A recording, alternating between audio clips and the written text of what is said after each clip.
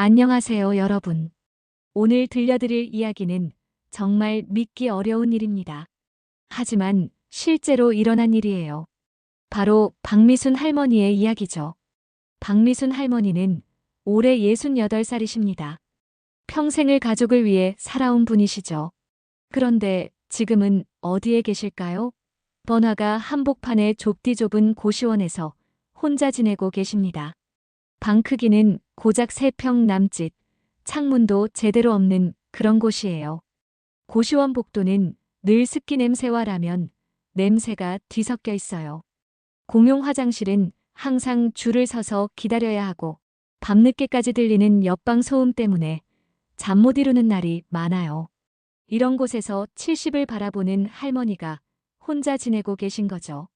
미순 할머니는 조용히 앉아서 이렇게 말씀하셨어요. 어떻게 이런 일이 생겼는지 처음부터 말해드리겠습니다.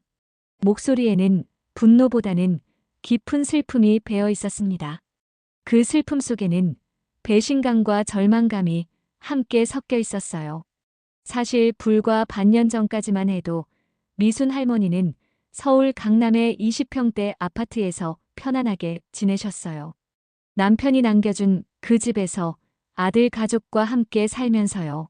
아침마다 손자 도시락을 싸주고 며느리가 직장 나간 사이 집안일을 도맡아 하며 행복한 노후를 보내셨죠. 그런데 지금은 왜 이런 처지가 되셨을까요? 바로 가장 믿었던 아들과 며느리에게 집에서 쫓겨나게 된 거죠. 그것도 하루아침에 말입니다. 현관 비밀번호가 바뀌어 있었고 할머니의 짐들은 문 앞에 아무렇게나 내던져져 있었다고 해요. 엄마, 이제 독립적으로 사세요. 아들이 차갑게 내뱉은 말이었습니다. 평생 자식을 위해 살아온 어머니에게 던진 말치고는 너무 잔인했죠. 그 말을 들은 순간 할머니는 귀를 의심했다고 해요. 내 자식이, 내가 낳아 기른 자식이 이런 말을 할 수 있나 싶으셨대요. 미순 할머니는 그날 밤 갈 곳이 없어서 찜질방을 전전했다고 합니다. 70을 바라보는 나이에 말이에요. 찜질방 바닥에 누워서 천장을 바라보며 이게 꿈인가, 현실인가 했다고 하셨어요. 며칠 후에야 겨우 이 고시원을 찾을 수 있었죠. 공용 화장실을 사용해야 하고 요리도 마음대로 할 수 없는 이곳에서 할머니는 매일 눈물을 흘리며 지내고 계십니다. 내가 뭘 잘못했나? 자식들을 너무 믿었나? 하면서 말이에요. 특히 새벽 시간이 가장 힘들다고 하셨어요. 적막한 고시원에서 혼자 깨어 있으면 온갖 생각이 다 든다고 하시더라고요. 그런데 정말 놀라운 건 뭔지 아세요? 이 모든 일이 계획된 일이었다는 겁니다. 아들과 며느리가 미순 할머니의 재산을 빼앗기 위해 치밀하게 짜놓은 계획이었다는 거죠. 할머니는 그때까지도 이런 사실을 전혀 모르고 계셨어요. 미순 할머니가 어떻게 이런 상황에 처하게 됐는지 이해하려면 그분의 과거를 들여다봐야 합니다. 정말 파란만장한 인생을 사셨거든요. 그 모든 희생과 헌신이 있었기에 지금의 배신이 더욱 가슴 아픈 거예요. 젊은 시절 미순 할머니의 남편은 작은 건설업체를 운영하고 있었어요. 처음에는 사업이 제법 잘 되어서 중산층 생활을 할 수 있었죠. 하지만 외환위기가 닥치면서 상황이 급변했습니다. 건설 경기가 얼어붙으면서 남편의 사업체도 큰 타격을 받게 됐어요. 그때 남편이 진 빚이 무려 2억 원이 넘었어요. 당시 돈 가치로는 정말 큰 금액이었죠. 채권자들이 집까지 찾아와서 독촉을 하고 아이들 앞에서 무릎을 꿇고 빌기도 했어요. 그런 상황에서 미순 할머니가 어떻게 하셨을까요? 친정에서 물려받은 땅까지 모두 팔아서 남편의 빚을 정리해 주셨습니다. 그 땅은 할머니에게는 정말 소중한 재산이었어요. 돌아가신 부모님이 평생 고생해서 마련한 땅이었거든요. 하지만 가족을 위해서라면 그것도 아깝지 않았어요. 당시에 그 땅이 지금 가격으로 치면 몇십억은 좋게 됐을 거예요. 미순 할머니는 아쉬워하면서도 후회는 없다고 하셨어요. 가족을 위한 일이었으니까요. 지금 생각해보면 그 땅만 있었어도 편안한 노후를 보낼 수 있었을 텐데 말이에요. 그 후로는 정말 고생길이 시작됐습니다. 아들 교육비를 대기 위해서 새벽 5시부터 사무실 청소일을 시작했어요. 오전에는 식당에서 설거지를 하고 오후에는 또 다른 식당에서 홀서빙을 했죠. 저녁에는 동네 슈퍼에서 야간 아르바이트까지 했어요. 손이 다 부르트고 허리도 아팠지만 우리 아들만큼은 제대로 키우고 싶었어요. 할머니의 말씀을 들으니 가슴이 찡해집니다. 정말 모든 걸 아들을 위해 바치신 거죠. 하루에 서너 시간밖에 못 주무시면서도 아들 앞에서는 힘든 내색 한 번 안 하셨다고 해요. 아들이 대학에 들어갔을 때는 등록금이 부족해서 사채까지 손을 댔어요. 이자가 높다는 걸 알면서도 아들 교육만큼은 포기할 수 없었거든요. 그 빚을 갚기 위해 몇 년을 더 고생하셨지만 아들이 좋은 대학을 나와서 대기업에 취직했을 때는 정말 기뻤다고 하셨어요. 그때는 정말 모든 고생이 보상받는 기분이었죠. 우리 아들이 출세했다고 생각했으니까요. 미순 할머니의 얼굴에 잠깐 환한 미소가 떠올랐습니다. 그때의 기쁨을 떠올리시는 것 같았어요. 아들이 결혼할 때도 마찬가지였어요. 결혼 자금도 모자라서 할머니가 마지막 남은 적금까지 깨서 도와주셨죠. 며느리가 임신했을 때는 친정어머니보다 더 정성껏 돌봐주셨어요. 산후조리부터 아이 돌보기까지 모든 걸 도와줬고요. 처음에는 모든 게 평화로워 보였어요. 아들은 효자였고 며느리도 시어머니를 잘 모셨죠. 손자도 할머니를 무척 따랐고요. 미순 할머니는 늦은 나이에 찾아온 평안한 노후 생활을 만끽하고 있었습니다. 할머니는 매일 아침 일찍 일어나서 온 가족 아침 식사를 준비했어요. 아들이 좋아하는 된장찌개와 며느리가 선호하는 미역국을 번갈아 끓여주고 손자 도시락도 정성껏 싸주셨죠. 며느리가 직장에 나간 사이에는 집안 청소와 빨래까지 도맡아 하셨어요. 주말에는 온 가족이 함께 나들이를 가기도 했어요. 할머니는 그런 시간들이 정말 행복했다고 하셨어요. 이제야 진짜 가족다운 생활을 하는구나 싶으셨대요. 평생 고생만 하다가 이런 평범한 행복을 누릴 수 있게 된 게 감사했다고 하시더라고요. 그런데 언제부터인가 미묘한 변화가 시작됐어요.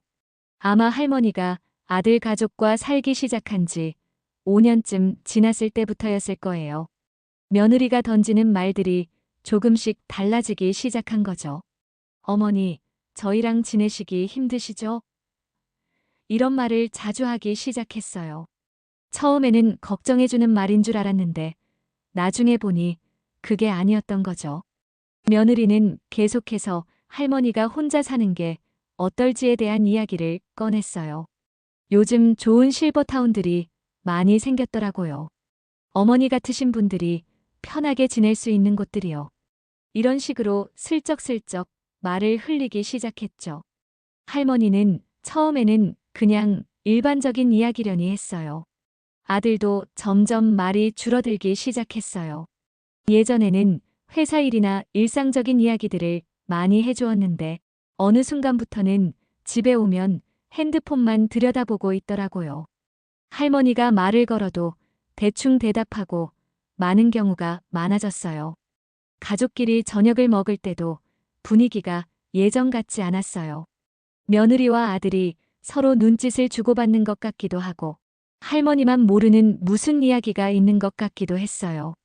뭔가 이상하다는 생각이 들기 시작했어요. 분위기가 예전 같지 않더라고요.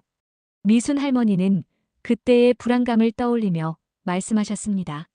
하지만 그때는 그저 자신이 예민하게 느끼는 거라고 생각했다고 해요. 며느리는 슬쩍슬쩍 이런 말들을 흘리기 시작했어요. 어머니 명의 아파트, 세금이나 관리비 같은 게 복잡하죠? 저희가 관리해 드릴게요. 처음에는 정말 도움을 주려는 마음인 줄 알았어요. 나이가 들면서 이런저런 업무들이 번거로워지는 게 사실이니까요. 그때는 정말 고마운 마음이었어요.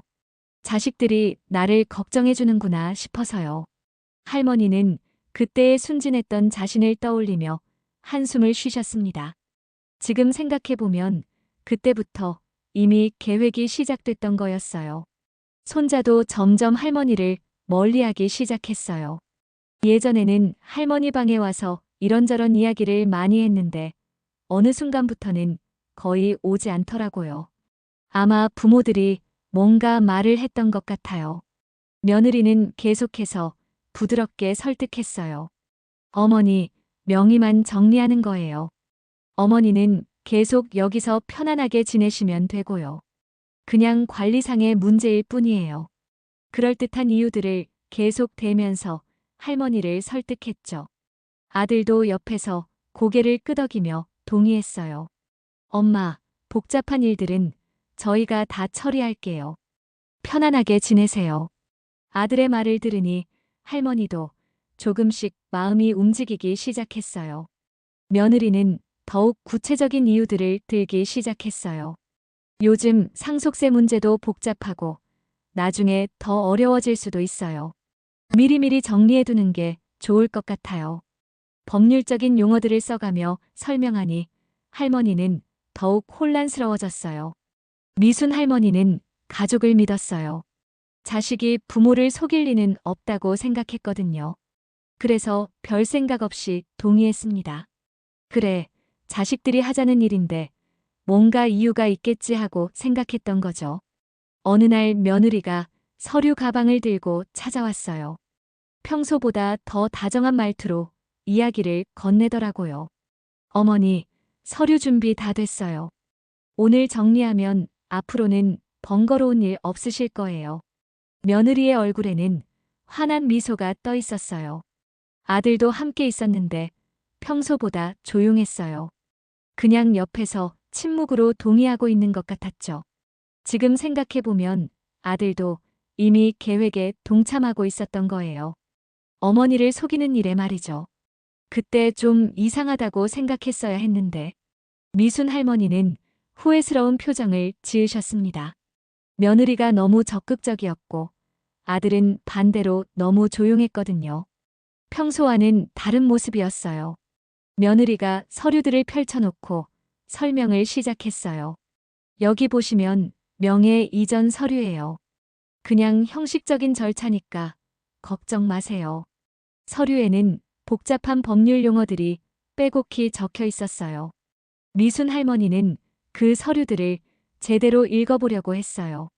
하지만 글씨가 너무 작고 어려운 법률 용어들이 많아서 이해하기 어려웠죠. 나이가 들면서 눈도 침침해졌고 법률 용어는 평생 접해보지 않은 것들이었거든요. 엄마, 복잡하게 생각하지 마세요. 그냥 관리 명의만 바뀌는 거예요. 실제로는 아무것도 변하지 않아요. 아들이 옆에서 이렇게 말했어요. 자신의 아들이 하는 말이니 할머니는 믿을 수밖에 없었어요. 며느리도 덧붙였죠. 어머니가 계속 여기서 살아가시는 건 똑같고요. 다만 관리상 저희 이름으로 해두는 게 편하다는 거예요. 나중에 상속받을 것도 미리 정리하는 거고요. 미순 할머니는 망설였어요. 뭔가 불안한 마음이 들었거든요. 하지만 가족을 의심한다는 게 죄스럽기도 했고 또 너무 복잡하게 생각하는 것 같기도 했어요. 자식들이 나쁜 마음으로 하는 일은 아닐 거라고 생각했죠. 그냥 믿자. 내 자식인데 나를 속일 리 없어. 할머니는 이렇게 마음을 다잡으며 도장을 찍었어요. 그 순간이 할머니 인생에서 가장 후회스러운 순간이 됐다는 걸 그때는 몰랐죠. 며칠 후 미순 할머니는 정기검진을 위해 병원에 다녀왔어요. 평소처럼 아침 일찍 나가서 오후 늦게 돌아왔죠. 병원에서 검사도 받고 약도 타고 오랜만에 만난 병원 친구와 차도 한 잔 마시고 왔어요. 집에 도착해서 현관문 비밀번호를 눌렀는데 문이 열리지 않는 거예요. 이상하네. 분명히 맞게 눌렀는데. 할머니는 당황하며 다시 눌러봤지만 여전히 문이 열리지 않았어요. 혹시 잘못 기억하고 있나 싶어서 여러 번호를 시도해봤지만 소용없었죠. 평생 살던 집인데 비밀번호를 잘못 기억할 리가 없잖아요. 그때 문득 발밑을 내려다보니 할머니의 짐들이 아무렇게나 던져져 있는 게 아니겠어요? 옷가지부터 시작해서 생활용품들, 심지어는 할머니가 아끼던 사진들까지 비닐봉지에 대충 담겨져 있었어요. 마치 쓰레기를 버리듯이 말이에요. 할머니가 평생 모은 소중한 물건들이 그렇게 버려져 있었던 거죠. 할머니가 특히 아끼던 남편과의 결혼사진, 아들, 어렸을 때 사진들, 돌아가신 시어머니가 주신 금반지까지 모든 게 그냥 봉지에 들어 있었어요. 정성스럽게 포장된 것도 아니고 그냥 아무렇게나 담겨 있더라고요. 이게 무슨 일이지? 할머니는 믿을 수가 없었어요. 분명 며칠 전까지만 해도 평범한 일상이었는데 갑자기 이런 일이 벌어진 거죠. 꿈을 꾸는 게 아닌가 싶어서 뺨을 꼬집어 보기도 했다고 해요. 그때 아들이 나타났어요. 평소 온화했던 얼굴에는 차가운 표정이 떠 있었어요. 할머니를 보는 눈빛도 예전과는 완전히 달랐어요. 마치 남남을 보는 것 같은 차가운 시선이었죠. 엄마. 아들이 할머니를 부르는 목소리도 예전과는 완전히 달랐어요. 마치 남이라도 대하는 듯한 냉정한 어조였죠. 할머니는 그 순간 소름이 돋았다고 하셨어요. 이게 무슨 일이니? 왜 내 짐이 여기 있는 거야? 미순 할머니는 떨리는 목소리로 물었어요. 아직도 상황을 이해할 수 없었거든요. 설마 아들이 자신을 내쫓을 거라고는 꿈에도 생각하지 못했어요. 아들은 잠깐 침묵하다가 이렇게 말했어요. 엄마, 이제 독립적으로 사세요. 그 말을 하는 아들의 표정에는 조금의 미안함도 없었어요. 오히려 귀찮다는 표정이었죠. 그 말을 듣는 순간 할머니는 머리가 하얘졌어요. 무슨 소리야? 여기는 우리 집이잖아. 내 아버지가 남겨준 집이고. 할머니의 목소리는 떨리고 있었어요. 이제 법적으로는 저희 집이에요. 며느리가 집안에서 나타나서 차갑게 말했어요. 며칠 전에 명예 이전이 모두 완료됐거든요. 며느리의 얼굴에는 승리한 사람의 여유로운 미소가 떠 있었어요. 그제야 미순 할머니는 깨달았어요. 자신이 서명한 그 서류가 단순한 관리명의 변경이 아니라 완전한 소유권 이전이었다는 걸 말이에요. 자신이 완전히 속았다는 걸 그때서야 알게 된 거죠. 그럼 내가 어디서 살라는 거야? 할머니의 목소리는 절망으로 떨리고 있었어요. 70을 바라보는 나이에 갑자기 집에서 쫓겨난다는 게 믿어지지 않았거든요. 그건 엄마가 알아서 하세요. 성인이잖아요. 아들의 말은 정말 냉혹했어요. 자신을 낳아 기른 어머니에게 할 말이 아니었죠. 그 말을 들은 할머니는 다리에 힘이 풀려서 주저앉을 뻔했다고 해요. 며느리가 덧붙였어요. 적금도 얼마 있으시잖아요. 그걸로 당분간은 살 수 있을 거예요. 마치 할머니의 모든 재산 상황을 꿰뚫고 있는 것 같았어요. 얼마나 오랫동안 계획했던 일인지 알 수 있는 대목이었죠. 그날 밤 미순 할머니는 갈 곳이 없어서 근처 찜질방을 전전했어요. 70을 바라보는 나이에 말입니다. 평생 이런 경험을 해본 적이 없었기에 모든 게 낯설고 두려웠어요. 찜질방 바닥에 누워서 천장을 바라보며 할머니는 생각했어요. 내가 뭘 잘못했나? 자식들을 너무 믿었나? 눈물이 계속 흘러내렸지만 닦을 수도 없었어요. 다른 사람들이 볼까봐 소리내어 울 수도 없었고요. 며칠을 찜질방에서 지내면서 할머니는 현실을 받아들여야 했어요. 아들과 며느리에게 다시 돌아갈 수는 없다는 걸 깨달았거든요. 그들의 차가운 태도를 보니 이미 마음의 문을 닫아버린 것 같았어요. 며칠 후 겨우 지금의 고시원을 찾을 수 있었어요. 부동산에서 몇 군데를 돌아다녔는데 할머니의 조건에 맞는 곳은 여기뿐이었어요.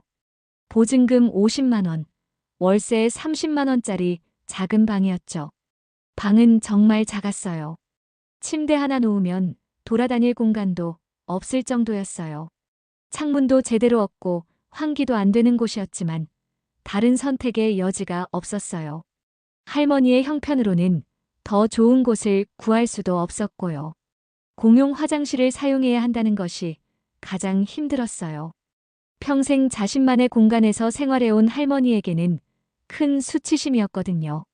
다른 사람들과 화장실을 함께 써야 한다는 게 정말 어색하고 부끄러웠어요.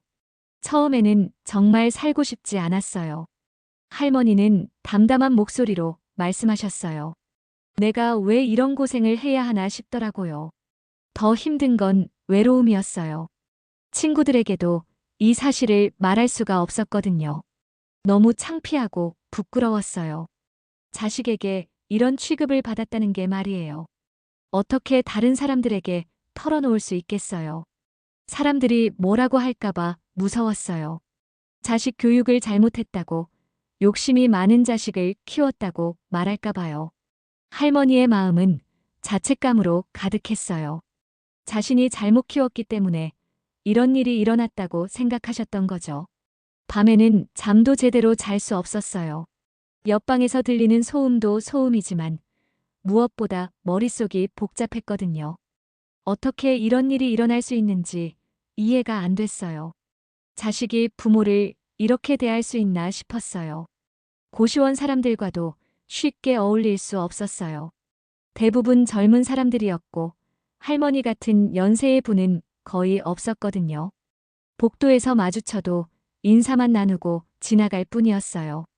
가끔은 아들에게 전화를 걸어보고 싶었지만 용기가 나지 않았어요. 이미 배신당한 상황에서 다시 상처받기가 두려웠거든요. 혹시라도 더 상처되는 말을 들을까봐 무서웠어요. 그때는 정말 세상에 혼자 남겨진 기분이었어요. 아무도 나를 도와줄 사람이 없는 것 같더라고요. 할머니의 목소리에는 깊은 슬픔이 배어 있었어요. 적금을 조금씩 깨서 생활비로 쓰고 있었지만 언제까지 버틸 수 있을지 막막했어요. 이대로 가다가는 길거리에 나앉게 될 것 같았거든요. 그런 생각을 하면 밤잠을 더욱 이룰 수 없었어요. 그렇게 절망의 나날이 이어지던 중 우연한 기회가 찾아왔어요. 고시원 근처 복지관에서 무료 급식을 한다는 소식을 들었거든요. 할머니는 처음에 거부감이 있었지만 생활비를 아끼기 위해 용기를 내어 가보셨어요. 그곳에서 김소영 사회복지사를 만나게 됐어요. 김 선생님은 할머니의 상황을 보고 궁금해하셨어요. 할머니 연세에 혼자 고시원에서 지내는 게 흔한 일이 아니었거든요. 처음에 할머니는 말씀을 꺼내기 어려워하셨어요. 너무 부끄럽고 창피한 일이라고 생각하셨거든요. 하지만 김 선생님이 정말 친절하고 진심으로 걱정해 주시는 모습에 조금씩 마음을 열게 됐어요. 김소영 사회복지사는 할머니의 이야기를 듣고 깜짝 놀랐어요. 할머니, 이건 명백한 사기예요. 법적으로 문제가 있는 행위라고요. 할머니에게는 정말 충격적인 말이었어요. 처음에 할머니는 믿기 어려워했어요. 아니에요. 내가 도장을 찍었는걸요. 내 잘못이에요. 자꾸 자신을 탓하려고 했거든요. 평생 자식을 탓해 본 적이 없는 분이셨으니까요. 하지만 김 사회복지사는 포기하지 않았어요. 할머니 속이려는 의도로 서류를 작성했다면 이건 사기죄에 해당해요. 할머니가 잘못한 게 아니라고요. 계속해서 할머니를 설득했어요. 김 선생님은 할머니에게 자세한 상황을 물어보셨어요. 서류를 작성할 때 어떤 설명을 들었는지, 진짜 내용을 제대로 알고 서명했는지 등등 말이에요. 들어보니 명백히 사기에 해당하는 행위였어요. 그렇게 법률 상담을 받게 됐어요. 김 선생님이 아는 변호사를 소개해 주셨거든요. 이민호 변호사님도 할머니의 사연을 듣고 분개했어요. 이런 폐륜 행위를 그냥 두면 안 됩니다. 반드시 법의 심판을 받아야 해요. 법적 검토 결과 아들 부부의 행위는 명백한 사기였어요. 할머니를 속여서 재산을 빼앗은 것이거든요. 게다가 노인학대에도 해당하는 행위였죠. 집에서 내쫓은 것도 학대에 포함된다고 했어요. 그때서야 내가 피해자라는 걸 깨달았어요. 할머니는 말씀하셨어요. 내가 잘못한 게 아니라 당한 거였다는 걸요. 오랫동안 자신을 탓하고 있었는데 사실은 피해자였던 거죠. 소송을 준비하면서 비슷한 피해를 당한 분들이 많다는 것도 알게 됐어요. 자식들에게 재산을 빼앗긴 노인분들이 생각보다 많았던 거죠. 할머니만 당한 일이 아니었어요. 나만 당한 게 아니구나. 할머니는 조금씩 용기를 낼 수 있었어요. 같은 처지의 사람들과 함께 연대할 수 있었거든요. 서로 힘을 주고받으며 법적 대응을 준비했어요. 언론에서도 이 사건에 관심을 보이기 시작했어요. 자식에게 재산 빼앗긴 노인이라는 제목으로 기사가 나가면서 사회적 이슈가 되기 시작한 거죠. 할머니는 처음에 언론 노출을 망설였지만 같은 피해를 막기 위해 용기를 내셨어요. 사람들의 반응은 뜨거웠어요. 어떻게 부모를 이럴 수 있나? 폐륜 자식들, 법으로 엄중히 처벌해야 한다 같은 댓글들이 쏟아졌어요. 할머니는 처음으로 자신을 지지해주는 사람들이 있다는 걸 느꼈어요. 드디어 법정에 서는 날이 왔어요. 미순 할머니는 떨리는 마음으로 법정에 들어섰어요. 이민호 변호사와 김소영 사회복지사가 함께 동행해 주셨죠. 피고석에는 아들과 며느리가 앉아 있었어요. 아들은 할머니와 눈을 마주치려 하지 않았어요. 고개를 숙이고 있거나 다른 곳을 바라보고 있었죠. 며느리는 오히려 당당한 표정으로 앉아 있었고요. 마치 자신들이 잘못한 게 없다는 듯한 태도였어요. 재판이 시작되자 아들 부부는 끝까지 잘못을 인정하지 않았어요. 어머니가 스스로 동의하신 일이에요. 강요한 적 없습니다. 정당한 상속 절차였습니다라고 주장했죠. 할머니는 그들의 뻔뻔한 모습에 더욱 화가 났어요. 하지만 증거는 명확했어요.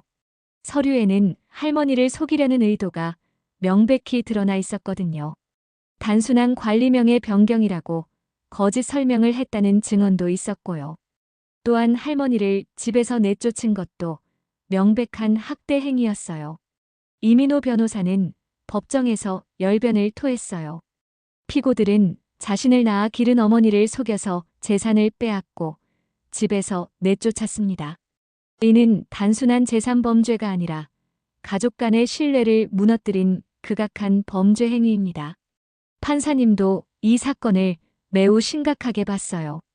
가족 간의 믿음을 배신한 중대한 범죄 행위로 사회적으로도 큰 파장을 일으킨 사건이라고 규정했죠. 특히 노인 학대 측면에서 더욱 엄중하게 처벌해야 한다고 했어요. 재판 과정에서 더 많은 사실들이 드러났어요. 아들 부부가 이미 몇 년 전부터 이 계획을 세우고 있었다는 것도 밝혀졌어요. 며느리는 법무사 자격증을 가지고 있어서 서류 작성에 대해 잘 알고 있었던 거죠. 드디어 판결이 나왔어요. 아들 부부에게는 사기 및 노인학대 혐의로 각각 2년 실형이 선고됐어요. 집행유예 없는 실형이었죠. 판사님은 사회적 파장과 범죄의 중대성을 고려할 때 실형이 불가피하다고 판시했어요. 재산은 모두 할머니에게 반환하라는 명령이 내려졌어요. 게다가 정신적 피해에 대한 위자료 3천만 원과 이자까지 지급하라고 했죠. 할머니가 고시원에서 생활한 기간의 정신적 고통도 인정받은 거예요. 며느리는 직장에서 해고됐고 법무사 면허까지 취소 위기에 몰렸어요. 아들도 회사에서 중징계를 받았고 승진에서도 배제됐어요. 사회적으로도 완전히 매장당한 상태가 됐죠. 언론은 이들을 부모 등쳐먹은 폐륜 부부라고 대서특필했어요. 인터넷에서도 신상이 공개되면서 동네에서도 완전히 매장당했죠. 사람들의 따가운 시선을 견디지 못해서 이사까지 가야 했어요. 마지막 순간 미순 할머니는 아들을 똑바로 바라보며 말했어요. 다신 내 자식이라 말하지 마라. 용서란 없다. 할머니의 목소리는 단호했어요. 더 이상 자식이라고 생각하지 않겠다는 의지가 담겨 있었죠. 아들은 그제야 무릎을 꿇고 빌기 시작했지만 할머니는 돌아서서 법정을 나왔어요. 이미 끊어진 인연을 다시 이을 생각은 없었거든요. 배신한 자식을 용서할 수는 없었어요. 법정 앞에서 할머니는 기자들에게 이렇게 선언했어요. 가족이라는 이름으로 당하는 시대는 끝났습니다. 이제는 맞서야 해요. 할머니의 당당한 모습에 많은 사람들이 박수를 보냈어요. 지금 미순 할머니는 다시 자신의 집에서 평안한 노후를 보내고 계세요. 그리고 비슷한 피해를 당한 분들을 돕는 활동도 하고 계시고요. 할머니의 용기 있는 행동이 많은 분들에게 희망을 주고 있습니다. 가족이라는 이름만 믿고 당하지 마세요. 잘못된 건 잘못됐다고 말해야 해요. 할머니의 당당한 목소리가 많은 분들에게 용기를 주고 있습니다. 이제는 더 이상 혼자가 아니라는 걸 알게 되셨거든요.